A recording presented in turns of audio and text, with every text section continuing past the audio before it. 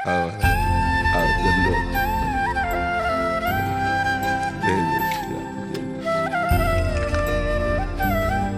अब राधा गिरधर हो गए जी महाराज। सब परिकर को महाराज जी आकर के वहाँ सुख प्रदान करें। मैंने भी एक बार महाराज जी को नाम लिया।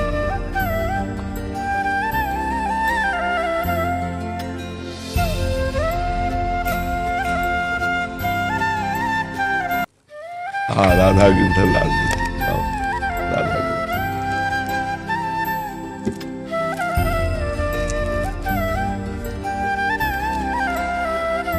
तीनों लोग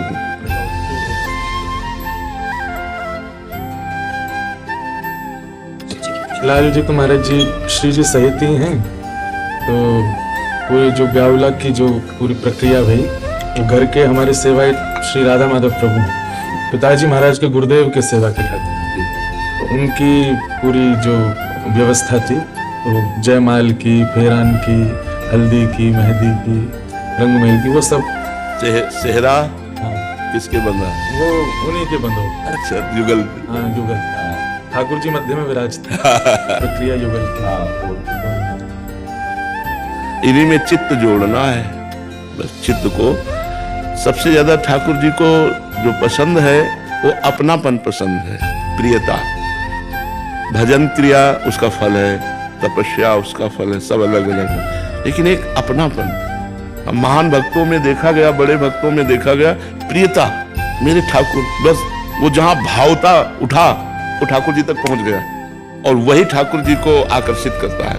भावोत्सवेन भजताम रस कामधेनु तम राधिका चरण रेणु महामिस्मरामी। जो हमारा भावोत्सव उठता है, जैसे मेरे गिरधर का ब्याह हो रहा है, ये जो भावोत्सव उठ रहा है इसी में प्रेम छुपा हुआ है, इसी में आसक्ति छुपी हुई है, मेरे ठाकुर का हो रहा है। तो इस आसक्ति से भगवान का जो हम कृपा प्रसाद प्राप्त कर सकते हैं वो किसी साधना से नहीं। इसीलिए ऐसे भक्तों को रसिक संज्ञा दी गई, जो साधना क्रिया, तपस्या क्रिया आदि आदि से बिल्कुल दूर है। रसिक तमें पहचानिए जाके यह रस रीति, छिन छिन ही में उपजे लाल लाडली प्रीति। प्रतिक्षण वर्धमान नवीन नवीन प्रेम। जैसे हमारे प्यारी जी और प्यारे जी का सब कुछ नया ही रहता है, प्रतिपल नए रहते हैं। इसीलिए नवल किशोरी और नवल किशोर है। नयो नेह नव रंग नयो रस, नवल श्याम वृषभानु किशोरी। नौ पीतांबर नवल चूनरी, नई नई बूंदन भींजत गोरी। नव वृंदावन हरित मनोहर, नव चातक बोलत मोर मोरी। नव मुरली जो मल्हार नई गति, श्रवण सुनत आए घन घोरी। नव भूषण नव मुकुट विराजत, नई नई उरप लेत थोड़ी थोड़ी। जय श्री हरिवंश आशीष देत मुख, चिर जीव भूतल यह जोरी। अपने नवीन युगल सरकार का नवीन वृंदावन, नवीन वैभव देखकर इस सजनी जी के हृदय में आनंद नहीं फूला। इतना आनंद समान ही रहा है, इतना आनंद कि वो आशीष दे रहे, चिर जीवो भूतल यह जोरी। अपनापन, अपनापन उसी बात को प्रमाणित करने के लिए अपने जनों के लिए करे, रहो को काहू मन ही दिए। मेरे प्राणनाथ श्री श्यामा शपथ करो तृण छिए, रहो को काहू मन ही दिए। जो श्यामाजू के चरणों की प्रियता है उससे लालजू बिक जाते हैं, और जो लालजू के चरणों की प्रीता है इससे श्यामाजू का कृपा प्रसाद प्राप्त होता है। लाल रंगीलो गाइए ताते प्रीति रंगीली पाइए, और ललित रंगीली गाइए ताते प्रेम रंग रस पाइए। तो प्रीतम और प्यारी ये दो हमारे नेत्र हैं। इनमें कौन प्रिय है कहा नहीं जा सकता, क्योंकि दो देखने में दृष्टि एक है। ऐसे ही हमारे प्यारी जो एक है। श्री हरिवंश सुरीत सुनाऊं, श्यामा श्याम एक संगाऊं। छिनिक कबहु न अंतर होई, प्राण सुएक देह है दोई। राधा संग बिना नहीं श्याम, श्याम बिना नहीं राधा। ये रह ही नहीं सकते, रह ही नहीं सकते। ये एक ही संग है। अगर वो श्री कृष्ण बपू में केवल दिखाई दे रहे तो प्रियाजू विराजमान है, अगर प्रियाजू दिखाई दे रहे तो लालजू विराजमान है। ये रह न सकते, एक पल के लिए भी अंतर में नहीं रह सकते। ये एक ही है। वो बड़ी कृपा होती है जब हमारे हृदय में इनके सुख की चाह प्रकट होती है। इनसे अपने सुख की चाह करने वाले तो लाखों भक्त हैं जो धन्यवाद के पात्र हैं, लेकिन इनके सुख की चाह ये बहुत बड़ी बात है, और ये अपनेपन में होती है। अपने लालजू को आज ये हार पहनाना, अपने लालजू को पोशाक, आज लालजू को ये भोग पवाना है, आज प्यारी जी को ये, बस यही भाव मगन रहे ना तो इस सीधे श्री जी की सेवा प्राप्त होती है, सीधे लालजू की सेवा प्राप्त होती है। सेवा प्राप्त होना कठिन है, कल्याण हो जाना, मोक्ष हो जाना, ये तो सब प्रभु देते रहते हैं। अपने श्रीअंग की सेवा उसी को देते हैं जो बिल्कुल अपनापन, मतलब प्राणों से भी अपनापन नहीं, प्राणों से भी उतना अपनापन नहीं। अगर मांगे जाए तो एक क्षण में प्राण दे दे, हाँ, लेकिन वो हमारे प्राणनाथ है, हमारे प्राणों के प्राण है।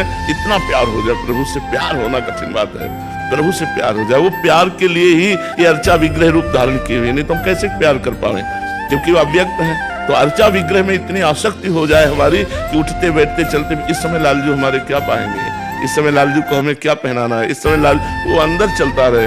कहीं भी जा रहे हैं, कोई भी अच्छी चीज देखिए, ये लालजू के लिए ठीक रहेगी, ये हमारा चिंतन उनके प्रति बन जाए, बस ये खास बात है।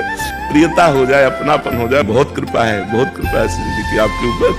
कृपा पात्र तो है ही, खूब निरंतर बस ऐसे रति करते रहिए और भगवान की चर्चा गान करते हुए कभी कोई आशा मत रखे।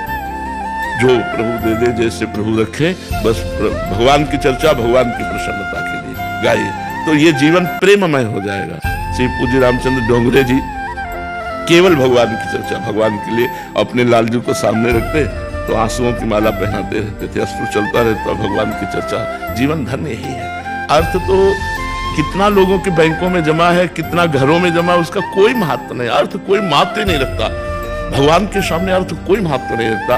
आज भगवान की कथा को गौड़ और अर्थ को मुख्य माना जाता है, नहीं, भगवान की कथा को मुख्य, अर्थ तो गौड़ वस्तु है, तो पीछे आपके दास की तरह डोलेगी।